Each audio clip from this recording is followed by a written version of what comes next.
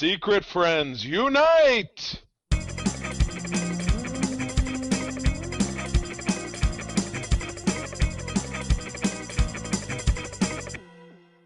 Welcome to the Secret Friends Unite podcast, episode 362.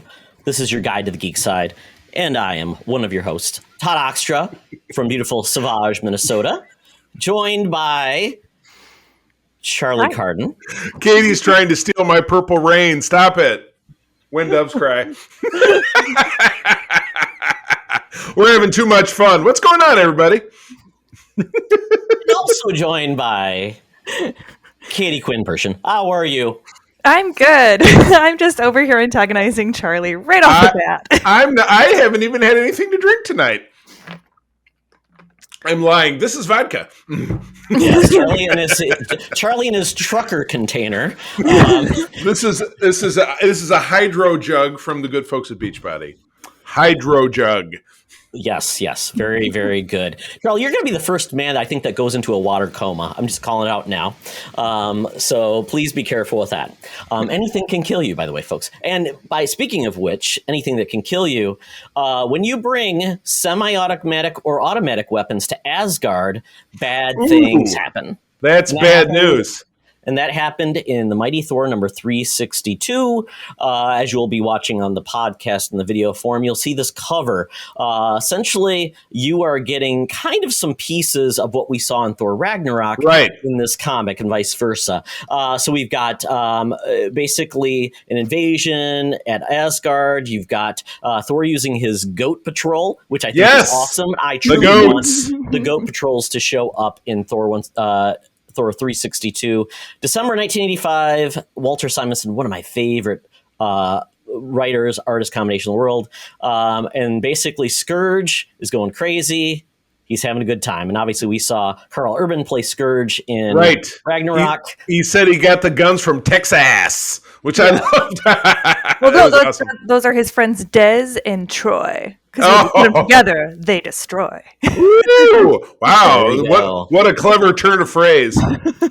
We never claimed Scourge was the brightest bulb. No, he was not. He was an odd man. Basically, it was a little bit weird. I mean, it was an interesting one because basically they were trying to get out of hell with Hela. So it was one of those things. Scourge got these guns. So I'm glad that made it into Ragnarok, and basically taking elements of the comics and putting them in is the greatest way to really please the fanboys like myself and also make a very fun moment because nobody expected M16s in Asgard.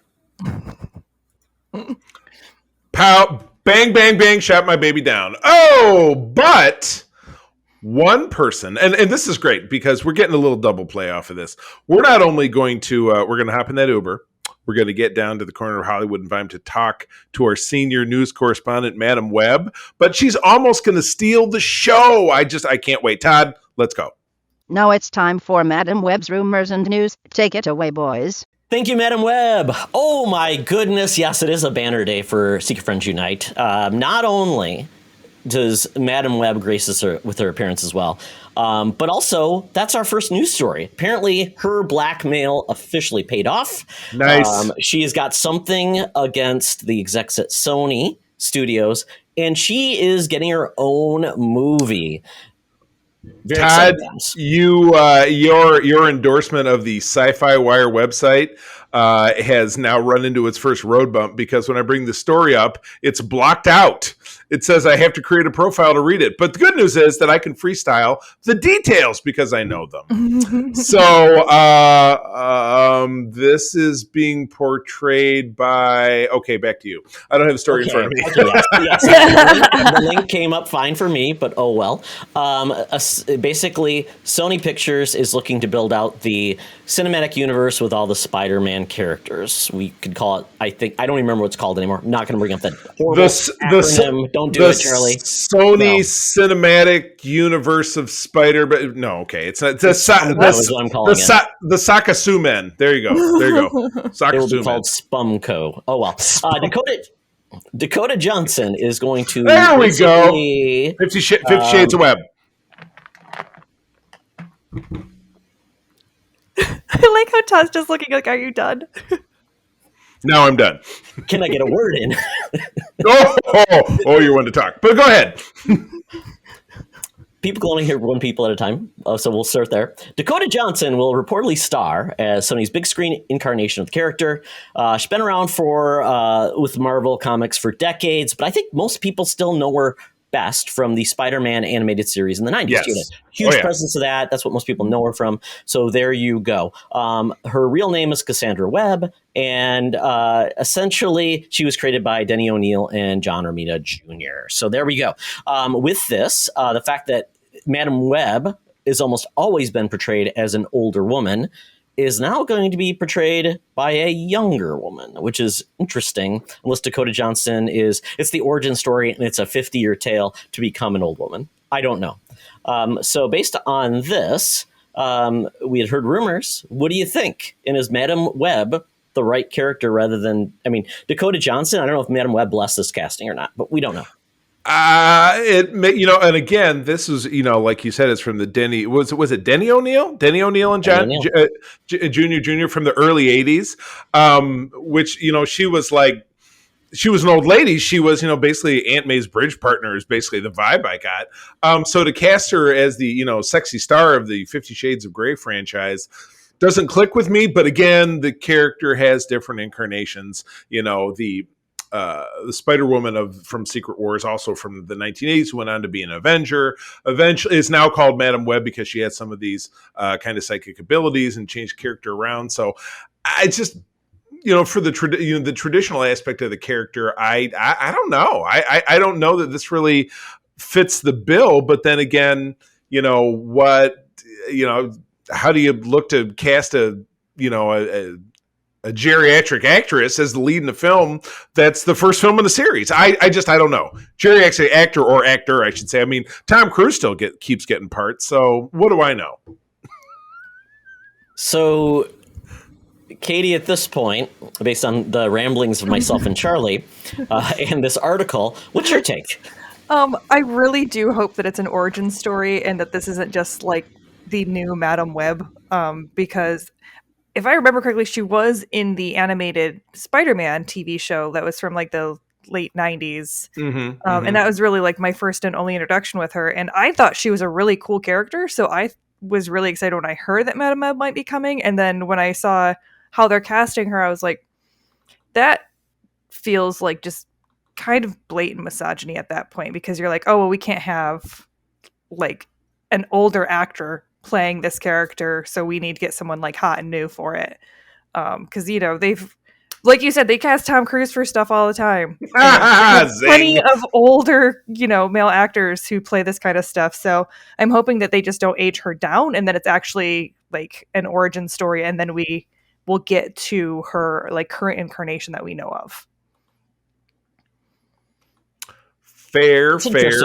I don't know. I don't know. I don't know which direction they're going to go in. So it's even really hard to have a rock solid opinion about this one. But yeah, it is interesting. With anything you want the franchise, you want someone who could play the role for a long time. Casting an older actor of anybody's, and she looks to be in her 70s. So trying to pick somebody in their 70s can still play at that level for multiple years, multiple movies. That's a challenge. You've got Harrison Ford right now. Can he continue to play Indiana Jones in the next movie? It's going to be a challenge. I don't know. Like we said, I don't think because the character is well known at all, she doesn't have a large presence. She's kind of a black hole in a lot of sense for Charlie, which tell me he's a big Spider-Man fan in the world. Essentially, I think she's a character you could do whatever you want with, and nobody's really going to complain to a large extent. So it's kind of like the Spider-Verse has pulled in multiple versions of Spider-Man.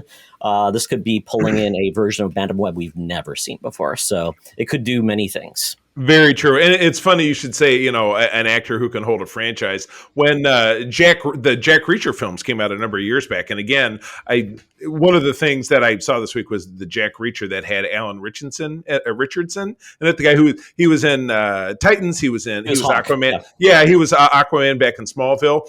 He was awesome. But again, those films had Tom Cruise in it. And it was funny when those came out. My mother, of all people, said, boy, it's really weird they pick somebody so old to launch a franchise. He just doesn't see how they could sustain it. And I'm like, damn, that was really insightful. But she's absolutely right. So you're right. This could be a twist coming somewhere that we just don't know what they're thinking about. So it could be interesting.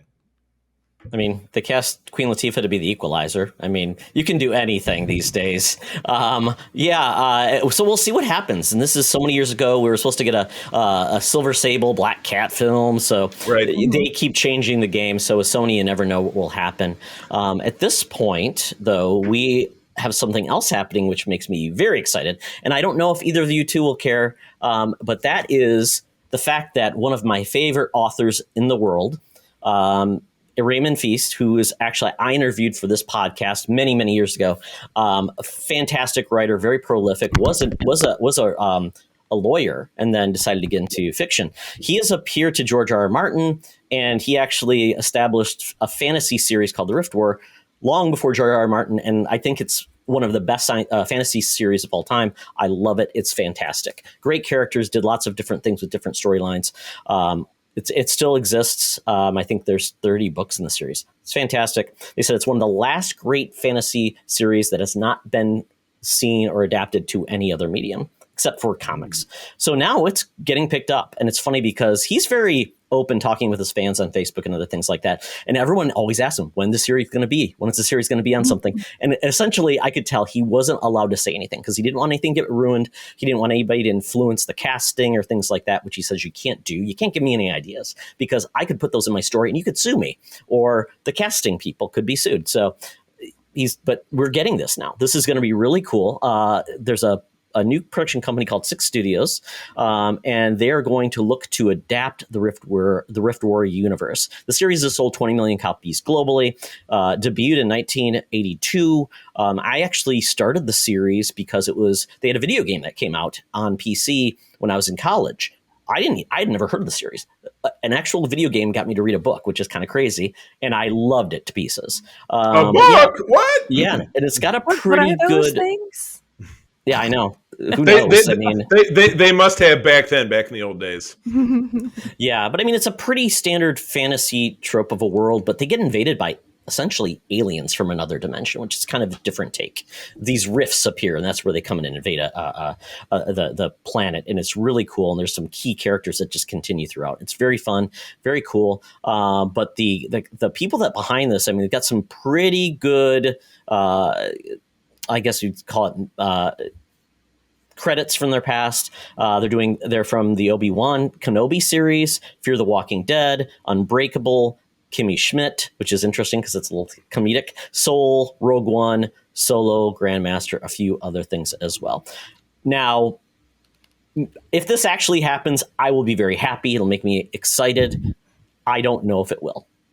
So, has any announcements like this ever broken your heart? Like, it's coming out and it dies. So, is there any personal ones? You know what? There was never. This is going to be so obscure.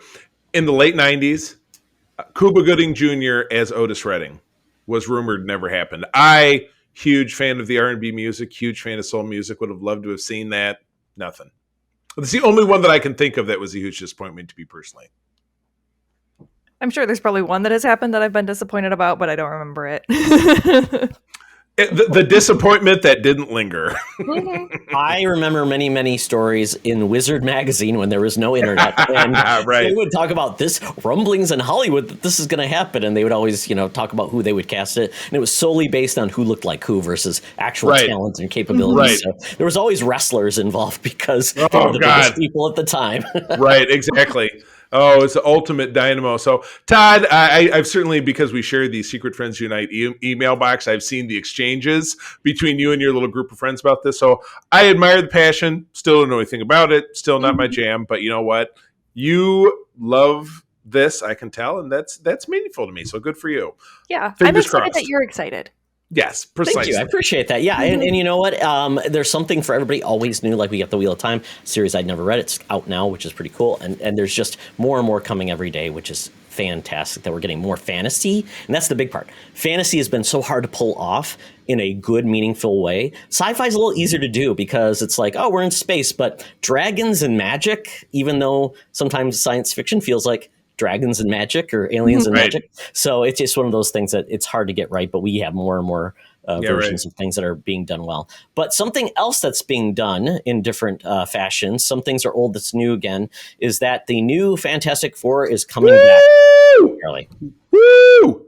Woo! Yes. I'm very excited. No, I love this. This was early 90s, 91, 92. I heard somebody else talk about this recently. So it was the Skrulls, of course, which the Skrulls are relevant in the MCU right now, kidnapped the Fantastic Four, and somebody had to rescue them. So much like, at the end of the Evolutionary War crossover arc in the 80s, a computer called 4 people together to form a team, and it was Grey Hulk at the time, Wolverine, Spidey, and the Ghost Rider, and they were the new Fantastic Four for like 3 issues, and they actually produced a trade paperback of it, which I probably still have on my shelf. I loved it. Todd, that was your boy Simonson, wasn't it, or Art Adams, or both?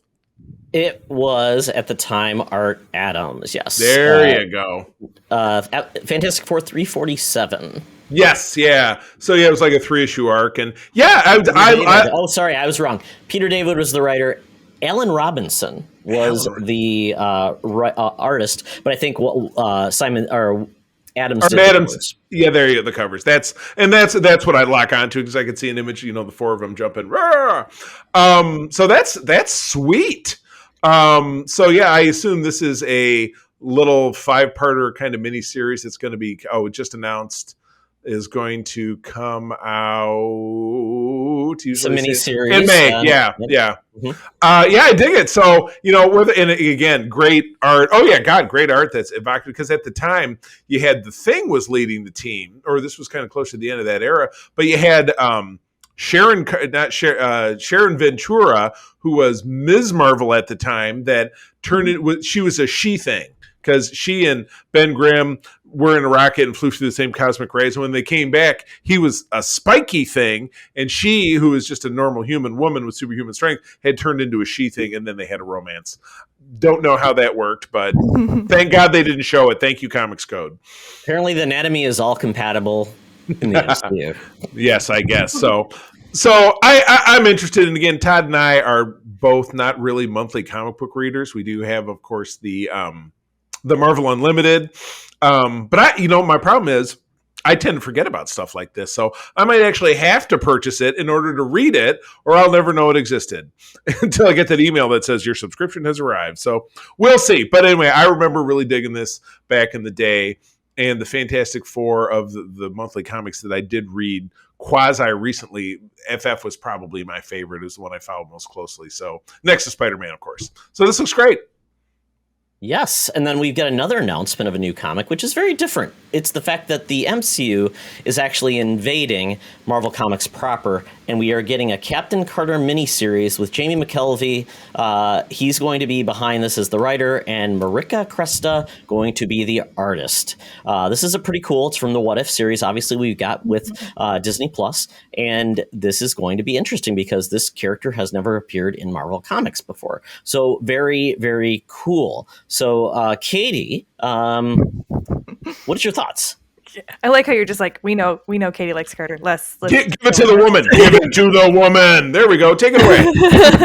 I am excited. I love Peggy Carter just as Agent Peggy Carter. I love Carter as Captain Carter. So I am 100% on board with this. I'm super, super stoked. I am going to be reading it as soon as it comes out.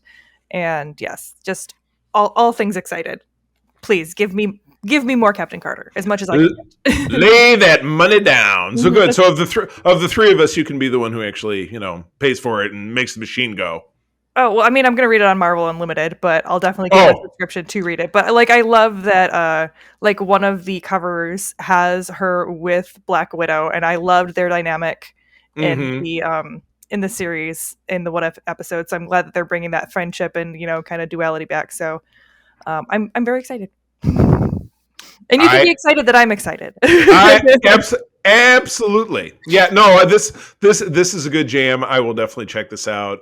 I have been long tried to get April looped into reading comics. I've been somewhat successful when Squirrel Girl had a title because that's her favorite character, but she loves Captain Carter as well. So I probably are, because this story is from a couple of weeks ago. And this issue comes out next month, basically a month from now. So yeah, I have no doubt I'll be able to loop her in for at least one issue. So we'll see. The cool part about this one is pretty neat because they're teaming up with Agent Braddock from Strike, which is not an agency I'm as familiar with. So that's the purple-haired person you see in one of the covers. Well, Strike was in the Winter Soldier movie. That was Cap's team that Rumlow was the head of in the Winter Soldier film. They were just called the Strike team, so it could be. Okay. Got it. And this is actually going to engage more of the Marvel UK side, which is kind of cool because nice. Betsy Braddock, she essentially is Psylocke. Yeah, there you go. She is the sister of Captain Britain and Excalibur, that part of things. So there's a huge group of Marvel UK characters. So I like the fact that they're going to go that side because I like the fact that she is British and they're going to embrace that versus, just hang out with all the people in the US. So I like that. And I think that's how they're going to have to do it because obviously they're not going to continue the What If series in the MCU because that will be on Disney Plus. So they're going to do different stories here, which is the whole purpose of What If. If you just do only one story with What If, it's kind of defeats the purpose. So you could do many cool things. So there you go. That's a 5-part series. And as you said, it's coming out. And if you want to wait till Marvel Unlimited, it's 3 months later. So hold yourself, Tiny Dancer. It's coming. I like it. Hold me closer, Tony Danza. It will be done. So that's it for the news, but now we're going to go to our favorite geek establishment to get some drinks, listen to some karaoke, and get our nerd on. And that's the Geek Easy. Talk nerdy to me. Talk nerdy to me. We're sitting in the Geek Easy, drinks are poured, and we are ready to get our nerd on this week. So, Miss Katie, please tell us about what you've been geeking out about. I have been continuing my run on the 2019 Captain Carter, or not Captain Carter. We were just talking about Captain Marvel series. You got me good. And I think I've mentioned it before. Last time we were doing it, I had started reading it, and then I kind of took a break, and now I'm going back to it, and it's just as enjoyable as it was as I remember. So that's the Kelly Sue DeConnick run, isn't it? Kelly Thompson. Well, she's. Oh, okay. I got I cross-pollinated my Kellys. My bad. I think Kelly's. I mean, there's been multiple Captain Marvel series now. I mean, I don't know how many they've had. It's because Marvel does this thing now where it's like, we're done with 12 issues. Let's cancel it and start with another number one. It's like it's so hard to keep up. It's volume 47. Essentially. So, what's the special thing about this specific run? Well, I mean, I really like Kelly Thompson in general. I feel like she does a really great job just getting the feel of the characters where they feel fully fleshed out. And so, like, Captain Marvel's relationship with Spider-Woman is very very dynamic. There's a lot of fun nuances. I think she did a really great job in the first section of the piece, and that's kind of what got me into it. Was I was reading it and I read through the first arc, and there was a really great dynamic between Rogue and Captain Marvel as they're kind of fighting, and they kind of address the history between those two characters, and there's a lot of kind of underlying themes of like consent and like pain and how to move past and that sort of stuff. So I thought it was just really, really good that way, and it just kind of kept me going. Yeah, that was a cool part of that series where it was, I forgot what Marvel Avengers annual happened. That's where it all came to be, and that's where Rogue, as we got to know her as her current form, which is super powerful, all of those things, where previously she could just absorb powers for a short period of time. So that was killed Captain Marvel and took her powers permanently. Well, killed. That was Avengers Annual number 10, by the way. I'm good with remembering numbers. Yeah. Rogue is one of those characters that had one of the most unique runs because she was introduced as one of the Brotherhood of Evil Mutants and who her mother was, all the crazy stuff. But yeah, they always had a unique relationship, and it was always cool that you could point to the fact that Captain Marvel just never really got her fair share for like decades, and then she finally was able to come back as a mainstream character now. the show. Very cool. Well, I will go with something that we can all talk about, and that's the Book of Mandalorian, Episode 6. Yes, I said So it. clever, Todd. Oh my God! Somebody get a copyright on that, because I think nobody else has used that expression. It's really good. Absolutely. That's all I do is take fresh takes, a Fresh full week take, the later freshest. almost. Yes. Freshest. So yes, we are on Episode 6, one episode left of the Book of Boba Fett. Essentially, the last 2 episodes have had like 2 seconds of Boba Fett and the characters that we've got to know. Zero Boba, with the exception of the previously on in Episode 5. No Boba. Well, And 6 we got him. It was 6 Yeah. we acknowledged the Mandalorian showing up. Yeah. No, in 6 he was having a team meeting at the end, Yes. and man, DeLorean. Mark and I talked about this extensively, obviously on Holocron, which dropped last week, and we'll be wrapping up these final 2 episodes in our next recording. But it's a mixed bag, because while it was a great episode full of a lot of great Star Wars-y kind of stuff, and a great feature with Luke Skywalker, my all-time favorite Star Wars character, there's 2 sides to the coin for me. They're telling a great story that integrates with the overall patchwork of everything, which includes The Mandalorian, and it includes Luke Skywalker and Ahsoka Tano, who we get to see, and obviously focused around Grogu. That's one side of the coin. The B side of the coin is that it totally trashes the concept of this being Boba Fett's show for 2 episodes in a row. And that really, and I said this talking about Episode 5, that really bums me out. You know what I mean? It really bums me out, because what you're saying is that Boba Fett, they've named a show after him. They gave us 4 episodes when he was trying to do something, and it was not that it was decided mid-turn, because obviously this was all scripted out and filmed, but by the time they get to Episode 5, they're like, well, we don't really give a shit about Boba Fett, but everybody loves The Mandalorian, and everybody wants to see Baby Yoda, Grogu, Luke. They want to see that story continue. So let's just shove, let's just put Boba Fett right in the back of the bus, and keep driving with Mando. And then by the time it's done, we'll get around to Episode 7, which is going to be the big blowout of the big shootout. So I'm elated and bummed out all at the same time, because I'd love to see what happened in The Mandalorian. I'm an enormous fan. I've watched the show over and over again. I know all the little corners of that, and have watched all the background videos and stuff. So I love it a ton, but why give Boba a show if you're not going to give Boba a show? Where they've spent a third of it, or a quarter of it maybe, focusing completely on other characters, to the point that you've totally pushed them out of the screen altogether. I just don't get it. This may be a hot take that many people will hate for me. Not every character is a good character. Not every character deserves a series. Not every character that we've seen that looks cool has depth or are interesting. They've tried to do that. But once again, the character's journey in this has been pretty lame, because he's kind of felt one note. I'm respectable, and like, I just need a family now. I'm like, okay, that's great and all, but it's kind of like, I always feel like this. Giving characters origins sometimes is the worst thing you can do, because ultimately it like Wolverine, I never needed his origin. He showed up as he was, and I didn't need every bit of his past revealed, because ultimately it didn't make him better. Ultimately, it kind of made me dislike certain parts. I'm like, oh, that's kind of less interesting. It's kind of like Anakin. Exactly, yeah.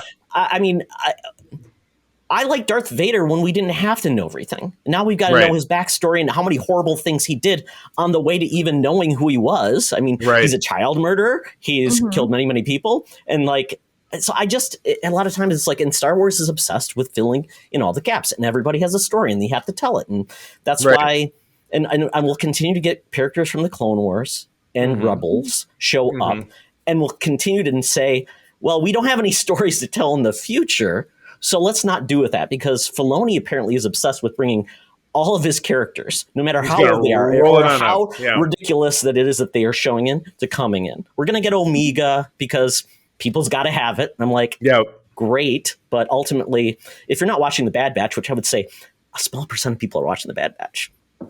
And, I mean, I'm not one of them. So it got a second season, so the percentage can't be that small. I think Filoni gets a pass. Disney Plus hasn't canceled anything yet. Charlie, come on. Let's be That's honest. true. People that watched the Bad Batch, I really liked it. I watched it, because much like Katie was saying on Code 47 early today, she was contractually obligated to watch Prodigy because of the show. I was kind of in the same spot with the Bad Batch, and our friend John watched it recently, and he was like, it was 50-50 for me, but the bad 50% was insufferable. For him, again, it's someone's opinion. I have to agree with Todd, which is rare, on something. I think the current run of the Star Wars Marvel comics is insufferable because they're trying to squeeze what I feel like is going to be 3 or 4 years worth of stories out of the 6-month period between Empire Strikes Back and Return of the Jedi, and they've taken the odyssey of Han Solo in a carbon block going from Cloud City to Tatooine with Boba Fett and being delivered job into this massive crossover of the War of the Bounty Hunters and all that. It's just like, just stop. This I can get with Todd about. Just stop. Jump it forward or jump it backwards. But just for right now, just leave it alone. Please leave it alone.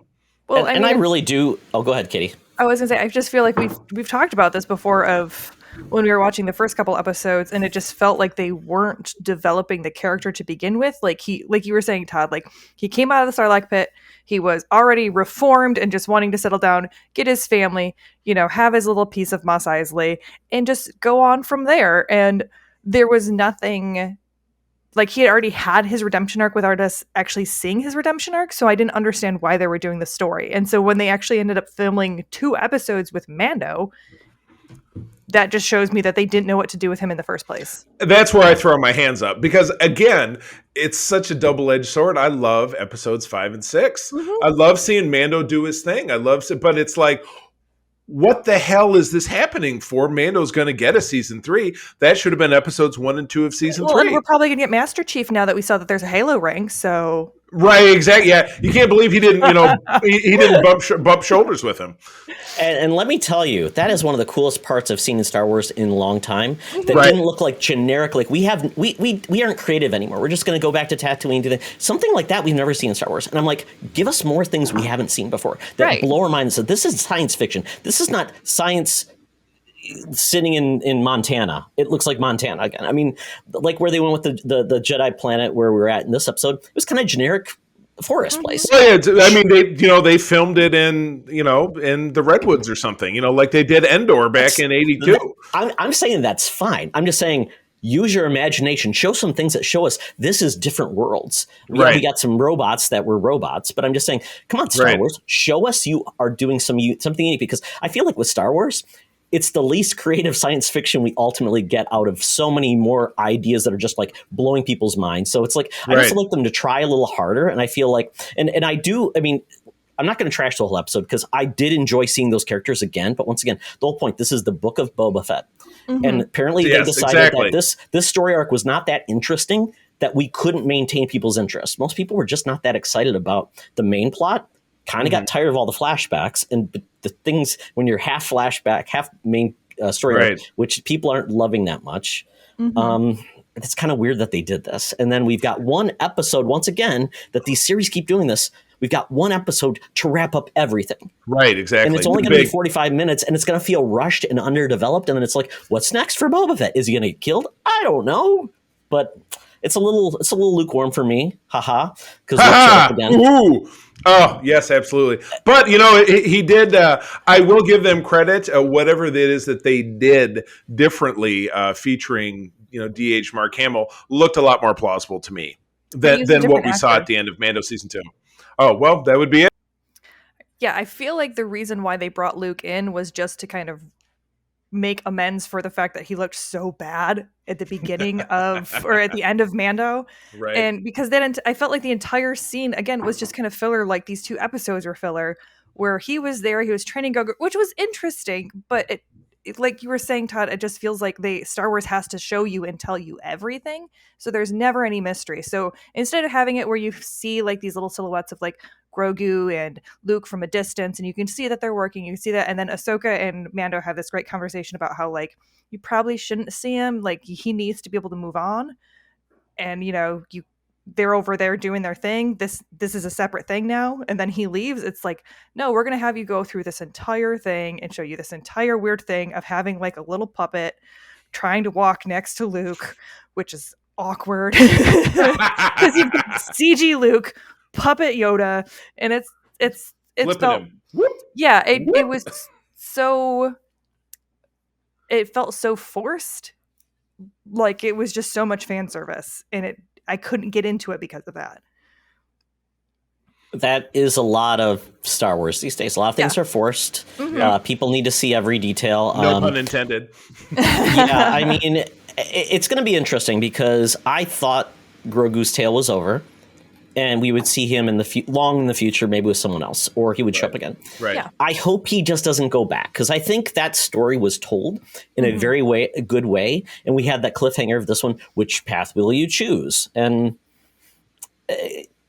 he's not going to get old overnight like teen Groot or something like that. He is going to be a little one. That's fine, but I just don't know if we want more of that, and the fact that he's not going to get of age until another 50 or 60 years. So the cute factor gets a little old after a while, but I mean, I kind of liked where The Mandalorian ended. I like this. I like seeing more Luke. I know that's probably unpopular, but the fact is we got nothing of Luke for like almost 30 years. So the fact that, I like that. I like that's great. I would love to see Leia and Han show up, as I've talked about before, in maybe another format. Whoever plays them, I'm fine with that. It's okay. We can embrace it. James Bond has been played by other characters than Sean Connery. Right. It moves on. Life can move on. I would much rather that they're working with like prosthetics and just having an actor that looks similar to that person and working with that instead of them trying to do the weird CG thing, because it never really lines up right with a mouth, or there's always weird lighting. And right. And it's just not great acting per se. I mean, and for Luke, it's made the rounds. Oh, Sebastian Stan, who's Bucky in the MCU, would be a great fit, and blah blah. And I totally agree. Totally agree. So it would I don't think you get a named actor though. I think you get an unknown, because I think it is distracting. It's Bucky playing Luke. Right. It just, to me, that's just too much. Right. Well, yeah. Just like her daughter playing Carrie Fisher's daughter playing. Because I don't see anything about them that's the same. Right. Like their personalities. They're the guy who played Han in the Han Solo movie, like he did a great job. I agree. Absolutely. Alden Ehrenreich, people have floated like Millie Bobby Brown, but then again, it's the same as Leia, but it's the same thing. So yeah, you're right. It would be a creative process to get an unknown or whatever it is. And anyway, way outside inside baseball. So ultimately, it's to me, it was a bummer. Yeah, it was great, but it was very bittersweet. I really enjoy the fact that we got an appearance by Cad Bane. That was pretty cool. Hell yeah. Pretty good and neat. And I know this is going to sound sacrilegious, but I think he's one of the best Star Wars characters we've had emerge. He's a villain that doesn't get killed off like right away. He looks cool, is interesting, plays a little bit of both sides. And he and Boba Fett, I know, have a past, right? Which is interesting to bring them back. But it seems like a lot of people that Boba has a past with, he doesn't remember it. So I don't know why, which is interesting. He conveniently gets his memory wiped like the droids. I don't know. Like he doesn't remember his armor was stolen by Jawas. He doesn't remember who Black Christranton is, even though they're in the comics together and buddies. So it's a little inconsistent. So I mean, we'll see where this goes. He needed a bigger brim, though. That was my only critique. And people said his nose wasn't big. Yeah. Well, no, his hat should have been way bigger. And his skin was more faded, but some people said potentially due to age or potentially due to the fact that he was in a desert environment. It was also a CGI character in real life. Right, exactly. So he did a great job. Yeah, look I just wanted him to have a bigger hat. Just look at Christopher Lee as Dooku versus the Dooku in any of the Clone Wars. No similarity. Totally cartoonish. But I digest. Speaking of totally cartoonish, April and I went to the movies on Friday night, and it feels like it's been forever since we have, because we're kind of in the dead zone first quarter of movies. But I love moronic disaster films by Roland Emmerich. I'm gonna put myself out there. It's okay. I walked into this. I think I did a Facebook check-in, and I said I'm ready for the dumb, because I was.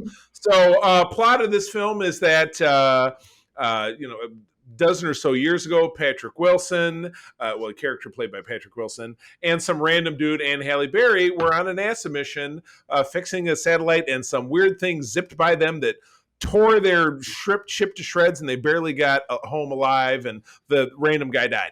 And then you flash forward 10 years, and Halle Berry is director of NASA. Patrick Wilson is disgraced. He's, practically living on the street. And whatever the hell it was, seems to be, the moon is all of a sudden off its orbit. And you have the one guy from Game of Thrones, heavyset guy with a beard, whose character name I can't remember. Todd. He was Jon Snow's side man. Who was he? What was the character's name? Jon Snow is in this? No, Jon Snow's sideman, the heavyset guy with the beard. Oh, yes. I'm blanking on it. Yes. Yeah, yes. Good. It's not just me. But anyway, British actor and a lot of fun. He is he's a conspiracy theorist, or basically coming around and say, well, the moon is a Dyson sphere, which is hilarious because Katie will appreciate this. Dyson sphere was a plot line in an episode of Star Trek, when the one that Scotty came back. You know the one I'm talking about? I'm getting crickets here. Nobody's listening. Oh, sorry, I was muted because I had taken a drink. But yes, I do remember that. I forgot to mute myself. Dyson sphere, like a big, planet size. They said, well, the moon is a Dyson sphere. But anyway, it's the moon is careening towards Earth. Its orbits are getting tighter. It's causing tidal waves and explosions, and chunks of the moon are falling off, and everything's blowing up. And I'll give him credit. You didn't see the Statue of Liberty destroyed in this movie, which happens in every one of his disaster movies. So maybe that's growth. I don't know. I won't reveal the big spoiler at the end because there was kind of a fun sci-fi twist about what was going on with the moon and what the big, basically MacGuffin smoke creature was. It was dumb as hell. There's no science in it that made sense of any kind. It had to do with some aliens. There you go. There's your twist. And I was super entertained, and I did not fall asleep in this movie the way I have in like the last 5 movies that April and I went to go see. I guess I didn't, I know for Scream, we went and, ate at Hopcat beforehand, and I had a couple of beers, and but no, this one, I was riveted. Oh my God, I was totally plugged in. I'm just kidding. It was, it's a great popcorn flick. It wasn't even as poorly reviewed as I expected. I think it's pulling a C or maybe a C- on RT right now and on Metacritic. But yeah, it was ultimately very forgettable. But again, I enjoy I enjoyed Independence Day. I enjoyed The Day After Tomorrow. I think he did 2012. I liked that movie. The one with John Cusack. Sure he did. The one with John Cusack.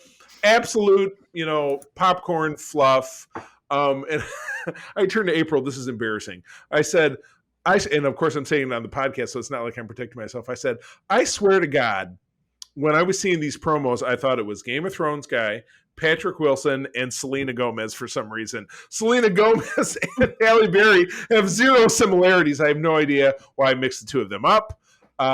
Maybe it was because we were watching that Only Murderers in the Building on Hulu, I think it was. Maybe that's what got me mixed in. But anyway, case in point, absolute tentpole, dumb fun, to use Todd's favorite aphorism. Good stuff.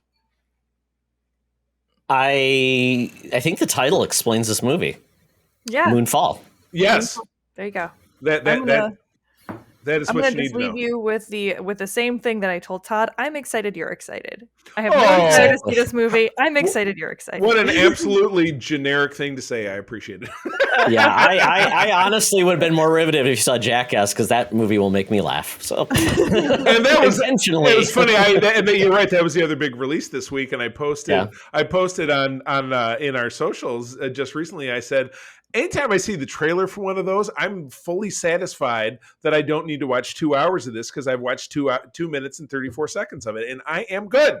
Mm-hmm. Charlie, you've embraced the dumb fun, because that's exactly what a lot of these movies are. I've wrapped my arms around it. See, fun. There you go. Wrap my arms around it. I love it. Good stuff. All right. Well, that is it for the Geek Easy. Now it's time for us to traverse to the land down under, where the mutants quake and the dinosaurs thunder. Whoa. Breaking news, because my wife is because my voice is so loud that my wife can hear me in her office up the stairs. Samwell Tarly. It's the name of the character from Game of Thrones. Yes, there we go. Sam. Good old Sam. There you go. Yes. And I will say, thank you, honey. We appreciate it. That will be an interesting edit point. But yes, that is it for the Geek Easy. And now we're going to traverse to our favorite location down under with the mutants and the Vegemite, and that's the Thunderdome. Welcome to another edition of Thunderdome! Thank you, Tina. We're sitting in the Thunderdome, where the mutants have been gathered for a topic or a game to be entertained. This week, we're doing a new game, and it's called Comic Palooza, because it's such a great title. I dubbed it myself. I was going to say, this week, Todd, you toss a palooza on the end of anything. How can you go wrong? it's a good time. Rock solid. Rock solid. Like a cavalcade. It's great. Yes. So this one was pretty simple. We each were chosen to grab a comic they normally wouldn't from one of the streaming comic book services, streaming online comic book services you would have, comiXology, DC Universe Infinite, and MarvelUnlimited.com. So Charlie went with DC Universe Infinite. I went with Marvel Unlimited. And Katie went with comiXology with an original. So, Charlie, I guess you're number one. So essentially, we're going to kick it off. We're going to kind of give you the story, but we're not going to do a recap because it's kind of, we don't want to give anything away. Just kind of like, what is the story about? We won't give any spoilers. And then we're kind of discuss it because we all read all three. Yes, and this was so all over the place that I don't know that I could give a great recap of it. But this was a 6-issue limited series from 2019 called Flash Forward. It took place in the wake of one of the many crises. Heroes in Crisis. I'll even just read the description right here. It makes life easy. His name is Wally West, and he was the fastest man alive. That is until the multiverse was rewritten without him or his family in it. Womp, womp. Doesn't say that. Wally returned and tried to make it work, but the damage was done. Spinning out of the events of Heroes in Crisis, follow the man who called himself the Flash on an adventure to find redemption in a cosmos that has fought so hard to destroy him. Well, that's a crappy recap, so I'm going to spin on. Yes, it kicks off with the fact that you've got a hero who is imprisoned. He has nothing to live for. He's lost everything. When a cosmic being who has, you know what, it's terrible. The name is a play on words. Do you guys remember what it is? The Fugonaut. You're right. The Tempest Fugonaut. It's a bad name. Which Tempest Fugit is that Latin? It means something. It has meaning. Anybody? Caveat emptor. I was going to say, Katie, you're the academic. Help us out here. Oh, I don't know Latin. I don't know no Latin. Okay. Tempest Fugit means time flies. There you go. When you're having fun. Yeah. So anyway, he tasks Flash to run about and solve basically the dissolution of the multiverse. And again, I'm not recapping it, but that is what's going on with the story. So, what do we think, guys? Yeah, so did you guys know what the deal was? He basically, in Heroes in Crisis, he killed like 18 heroes. Right, he was out of control. And they did. Yeah. They summarized that more than once in this, yeah. And it was a renowned bad book. People did not like it. They thought it was just dumb. Yeah. If you didn't know that, you would know that every 4 pages. He told you. By the way, dude, I killed 18 people? I killed 18 people. He killed heroes, and so he's not worth anything because he killed heroes. It would be like that meme where you see one guy at the end of 20 urinals and some other guy walks in and stands right next to him and says, "I'm actually a vegan." You know, it's that same thing. I actually killed 18 heroes. Yes.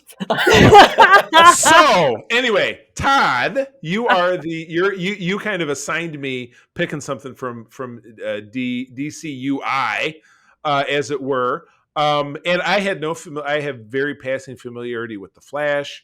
I know what he does. I know there's a bunch of them. I've watched the cartoons. I've obviously watched the show over on the CW. So you're the DC guy. I know you love Green Lantern. That's kind of your primary. What did you think of this? What was your vibe? Well, I knew we were in trouble when I saw the creative team, Scott Lobdell, and Brett Booth. Mm-hmm. This is like totally 90s. I mean, and that's not in a good way. Scott Lobdell was kind of in charge with the X-Men after Chris Claremont walked away. Right. He did not have a great era. Not a great writer. he did some really hackneyed kind of writing. Brett Booth is like a Jim Lee wannabe. He's not very good, and he just feels like he's aping Jim Lee's art.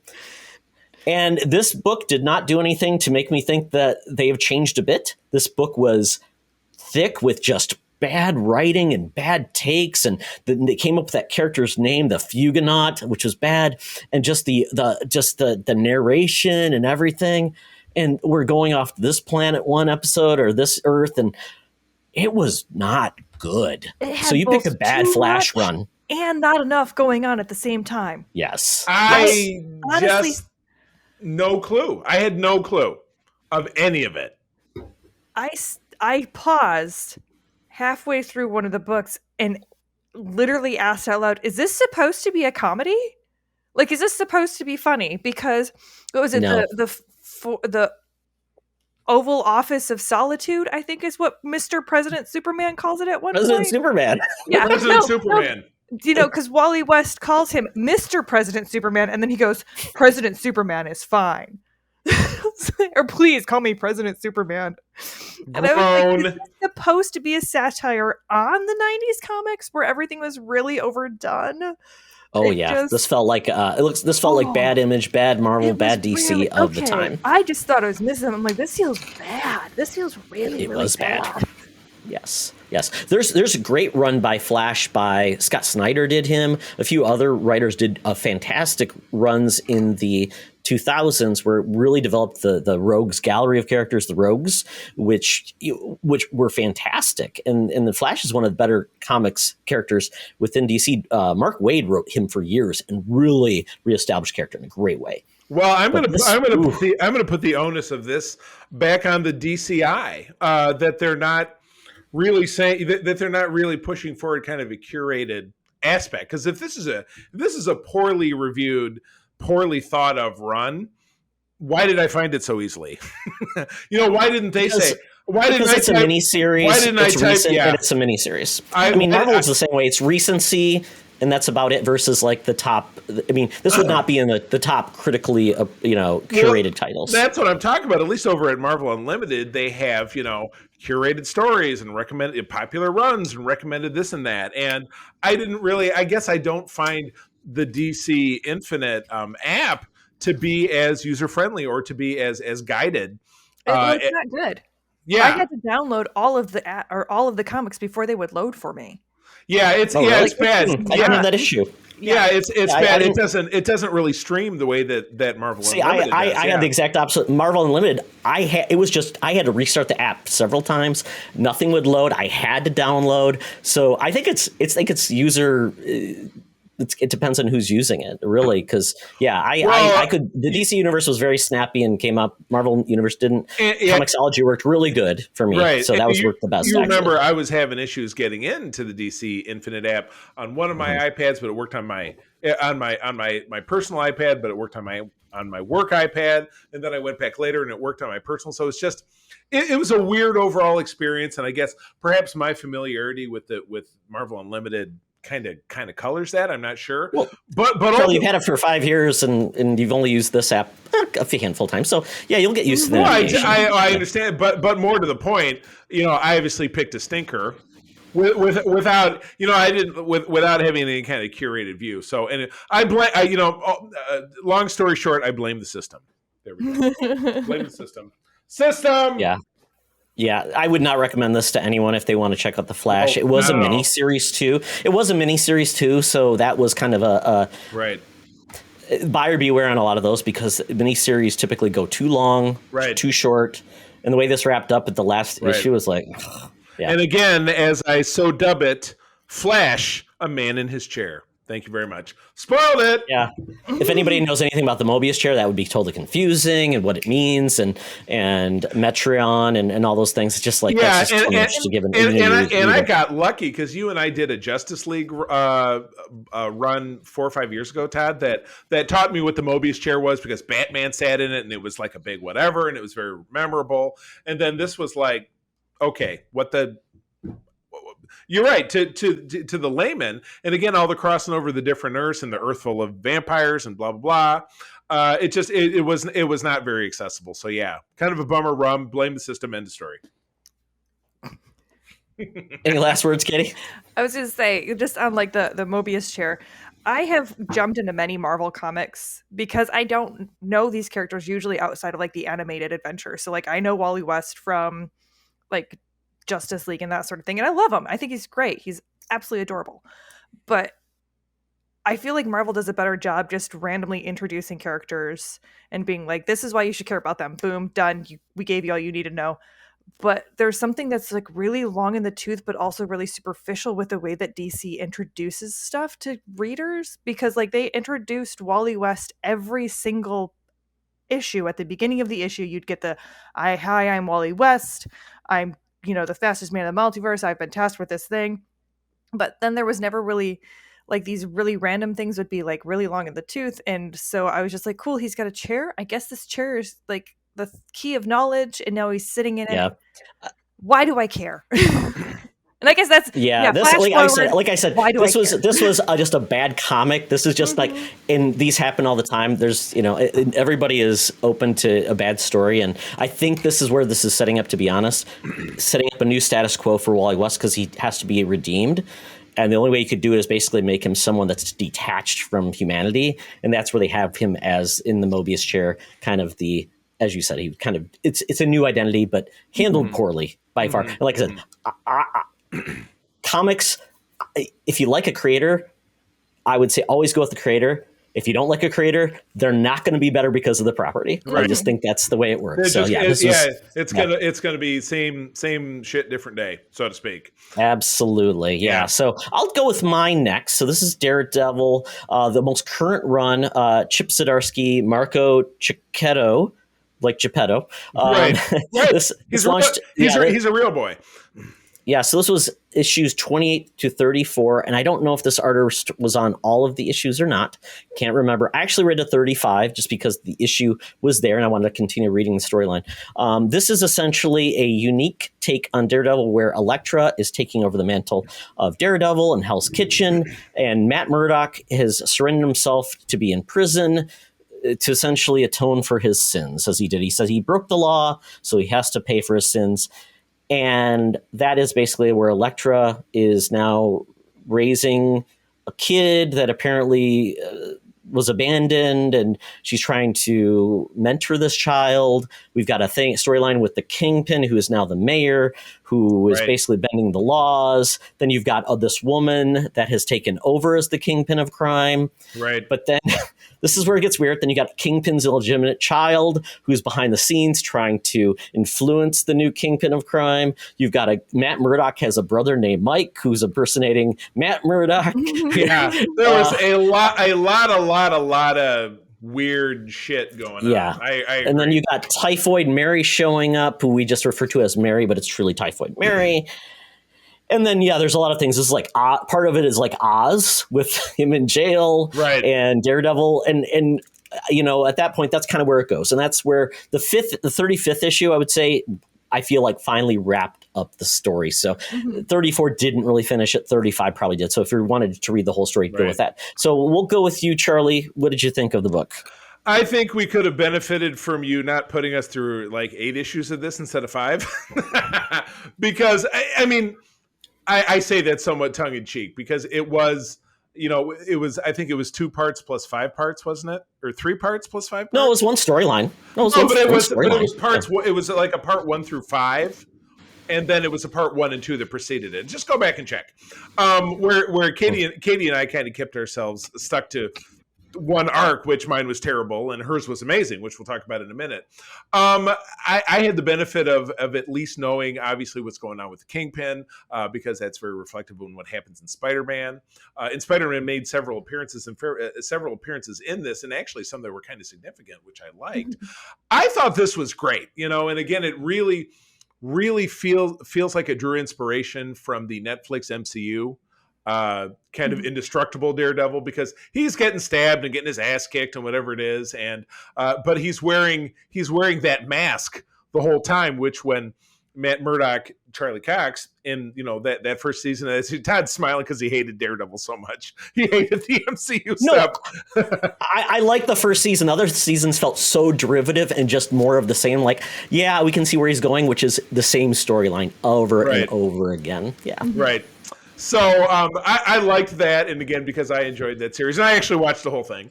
Todd, did you watch all of Daredevil? Tell the truth. No, because we got to season 3. And I'm like, we're repeating the same storyline again. Right. I'm like, oh, the Kingpin's back again. Oh, I hear you. But I liked that. I liked that part of it. I like kind of seeing him, return as the kind of the Charlie Cox-like character. Took me a minute to figure out who Mary was. Mary was Typhoid Mary, which they finally get around to saying. Elektra as Daredevil, that was pretty sweet. She was really killing it. Also took me a minute to figure out that her size that she had, at least in part of it, cut off to be like his Billy Club, yeah. Though I think in the end, for that final battle, when she's fighting all those different Bullseye clones, which again, clones, worked out so great for Spider-Man, that she just decided to kind of go balls to the wall with that. But I really liked this. It was grim and gritty, which, Spider-Man has been really grim and gritty too. But Chip Zdarsky is modern day Marvel royalty. Things that he does are absolutely spectacular. Todd says, Are you disagreeing? You're agreeing? You're disagreeing? Well, I want to hear what Katie thinks first. Then there you go. I read this one before I read Flash, and I thought it was absolutely, or I guess I should say kind of ironic, because getting off of Flash, and again, being introduced, I've never read a Daredevil comic. The only thing I know from Daredevil is like the movies, which we're not going to talk about, and then the TV series. And again, Todd, I would totally agree. The first season was chef's kiss, amazing, and then the last 2 seasons were like, I guess it's okay.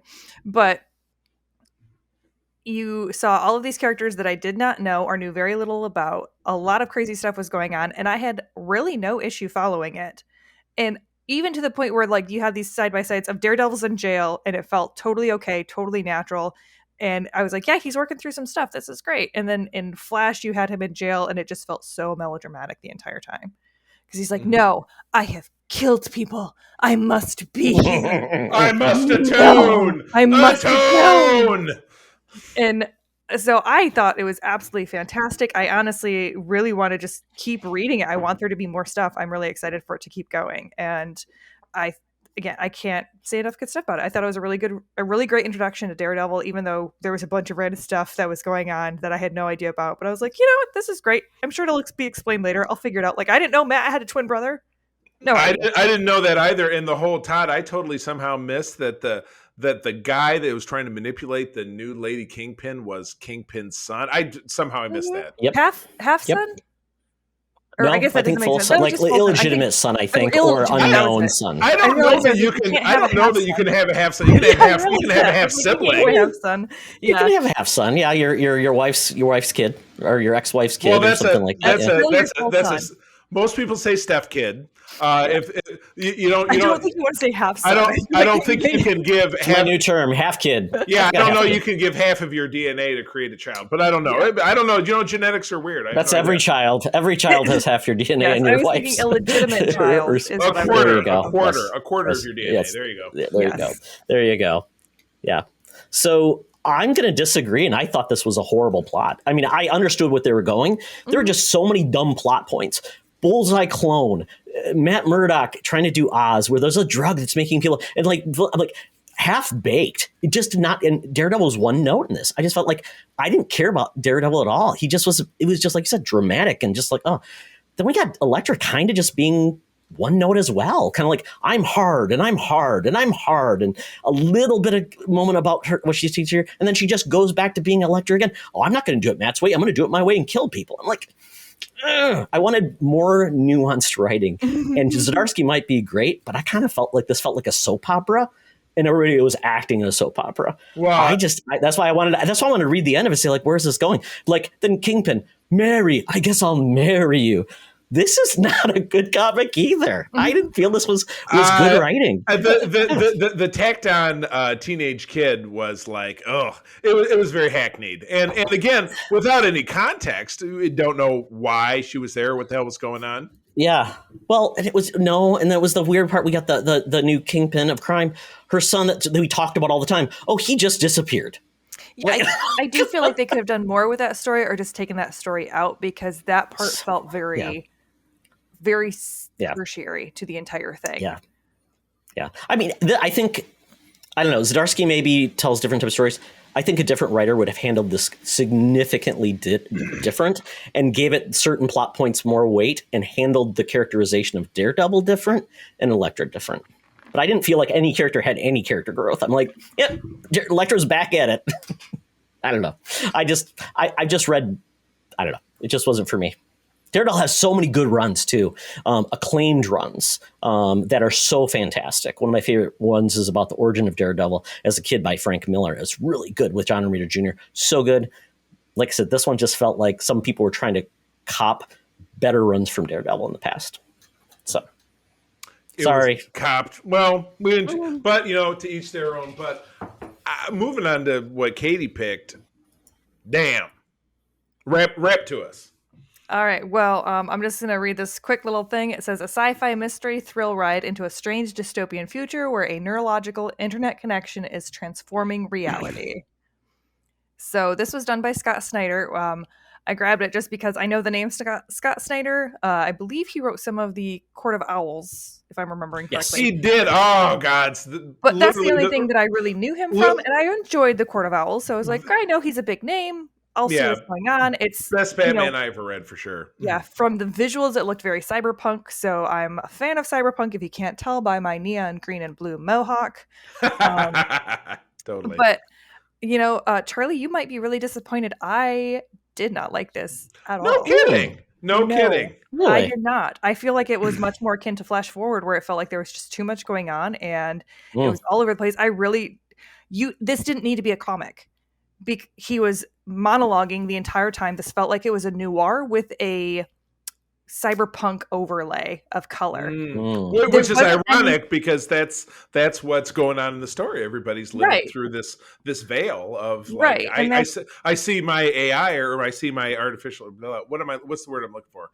My VR. The world is VR. Or an AR, I guess. It's an augmented reality. Overlay. Yeah. It's a reality overlay. Yeah. So essentially people are always connected to the internet. There's this quote-unquote veil that you can get that are basically like little uploads that you can have done to yourself, so everything can look like a cartoon, or it can look like a 1950s sitcom, or it can look like a fantasy world.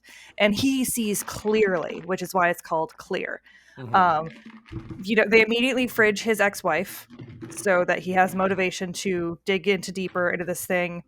Then you find out later, like his kid had died, and so that's why they ended up getting a divorce. And it felt like I had like a lot of tropes wrapped into a neon coating, is how I was kind of feeling it.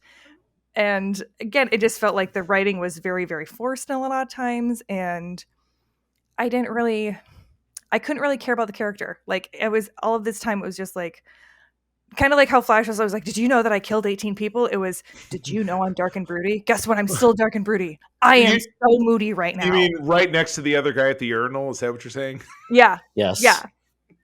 Pretty much. Yeah. Right next to him being like, hey, guess what? I'm a tortured soul. Right. Oh, he's trying to put too much Batman. I think that's a common theme between all these comics. It's like all these people are like, just so like, oh, I was assassin. This is how I had to be raised. And oh, I'm Daredevil. I must atone for my sins. Yes. Everybody is very burdened by guilt. Yeah, we did pick the kind of the Sad Sack Trio. Todd, there's your name for the episode. Sad Sack Trio. Write it down. Yes. Sad Sack Trio. Boy, now you're making me feel bad for saying anything about it.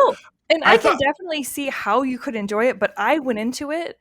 If it would have been pitched as a noir book, I might have been more inclined for it. But as it being pitched as a cyberpunk book, I was expecting I was thinking that we were going to get the story of like his ex-wife who had been disillusioned by the government program that she worked for and then was trying to take it down from the inside. Yeah, actual cyberpunk themes of anti-capitalism, tyranny, fascism.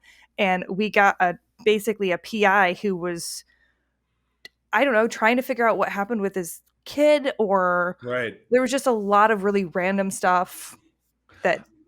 I mean, it was, I even put this in our chat when we were talking, it was 100% the movie, was it Reminiscence or Remembrance with Hugh Jackman? Yeah, it had a lot of notes of that movie. It felt beat for beat. And again, I kind of snoozed my way through that movie. It didn't really blow me away because again, it was Tropeville, USA. You know, it was the same thing. So I like that movie because it was the future, but with a noir lens, and it was like a mystery, and you didn't know where it was going to go. This one definitely. It was the character's name was Sam, so I thought of Sam Spade. Maybe he was taking that lens there. And to your point, Katie, and I mean, ultimately, you got to this point where what the Deus Machina was essentially smaller stakes than anything else. Mm-hmm. And that was kind of where I kind of troubled myself with that technology, the AR overlay. So it's not exactly a completely disillusionment because it was supposed to be like there would be overlays over the world. But I don't think that would be enough, right? Mm-hmm. I don't know if that would be enough to really take people out of the where are. But I mean, yeah. So sorry to cut anybody off that was going to. But there's some things I'm like, okay, yeah. Yeah. And I think, to that point, Todd, of him, there was this, it felt very much like a 90s, like an old, like a guy who had just heard about the internet in the 90s. And like a lot of the stuff I had heard of, there's a line where he's talking about how like there might be flooding in the East and there's probably another war in the South, but nobody cares because they just have AR. Like they've just got the veil. And I'm like, have you seen what's been going on the internet? Like we had international protests going on. Mm-hmm. Like it's like Ready Player One more so, like, right? Right. Yeah. Where it just felt like it was a very like, I don't want to like almost juvenile idea of what would happen if people were connected, where like we can unplug, we can get away from all of this news, and people are actively seeking it out to try to make the world a better place. But because he just had this disillusioned idea. And so that part I was just, I always have a little bit of trouble with that now that we've actually seen what this connectivity can do. Mm-hmm. Yeah. Connectivity to disconnect. Exactly. Mm-hmm. Yeah. So, which is what I felt about that Hugh Jackman movie. And I was just like, well. See, I like that movie because it was more about reminiscing about past, bringing memories forward, and people that couldn't move forward because they were so traumatized because the world sucked. They were just thinking about all the memories of the past. Right. This is more about people kind of trying to create a better looking world and didn't want to get out of that mode. So I get it on both sides. This was like a murder mystery in a lot of sense, but yeah, it was a little ham-fisted at times. Mm-hmm. I do like Scott Snyder as a writer, but yeah, this one was entertaining, but I mean, yeah, it wasn't cyberpunk. I liked the art. I did find an interesting point where they talked about how they got where they are. And it was interesting because they were talking about one day, China attacked, Russia attacked, North Korea attacked. I'm like, considering what's going on in the Ukraine right now. Yeah. Flying with North Korea. Yeah, I was trying to figure out how Russia just got to Poland with just going through Belarus and Ukraine. I was like, did they already have them? Did like they just were like Russia invaded Poland? It's like we're just going to go over the fact that there's two countries between them. They took a nonstop flight. It was no big deal. Yeah. Yeah, that was kind of an interesting note. But yeah, I mean, I didn't think it was the worst thing, but it was a little ham-fisted at times. And I would say I liked Reminiscence more just because of that movie. It had a little more style to it. This one was trying too hard to be a couple of different things. Yeah. I would say if you want to check one that's a little bit more interesting, check out Tokyo. I think it's called Tokyo Ghost. Okay. That's kind of a cool book. That sounds familiar. Okay. Yeah. Okay. Yeah.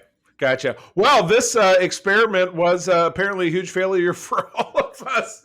No, it was good. I know, but like I said, write it down. Sad Sack Trio. That is the name of.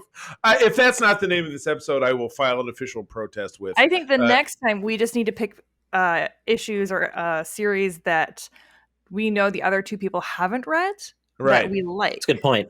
Or there you go. That's a good one. Or we could at least read some reviews. I don't know, because maybe that'll scare us off of like something that's terrible. It's been fun. No. Something that we enjoy that we want to share with others that they have not read. Oh, that's different. Okay, so I can say, hey, I loved, the Star Trek Mirror Universe, blah blah blah, and I could say, sure, enjoy it. Yeah, okay. How about no really old Marvel comics, Charlie? How about that? That's the only agreement. I will not It accept the has to caveat. be on one of the subscription things. Oh, of course. Oh, yeah. Hey, if it's not, I don't have comics anymore. I have just a handful of physical comics that I own. I gave it up altogether last year. So, yeah. Now I have to pick one of the weird indie ones that I'm going to make you guys read. Oh, I'm all for it. I like it. Well, we should do this again. This seems like something we could like toss out like quarterly. You know what I mean? I think that would be kind of cool. So we could give this a shot again, like in the springtime. That'd be pretty cool. Absolutely. Positively. All righty. Well, Todd, that is it. We are giving it the riggedy wrap unless I missed something. No, that is it, and we are ready to say our goodbyes. Well, Departable friends, thank you as always for joining us. I'm going to tell you that sharing is caring, and to keep on trucking. Keep it sleazy. Be the hero, not the villain. In the truck. Flash forward or flash back. All right. This podcast is part of the Secret Friends Unite podcasting network. Visit secretfriendsunite.com for more great shows, articles, news, reviews, and more. Secret Friends Unite podcasts are available on Apple, Google, Spotify, and other podcast services around the world. If you'd like to be part of the conversation, you can join us on Facebook or our new Discord server, or follow @SecretFriendsU on Twitter. Please subscribe to Secret Friends Unite on YouTube and visit our merch store at tpublic.com. Just search Secret Friends Unite. Thanks for listening.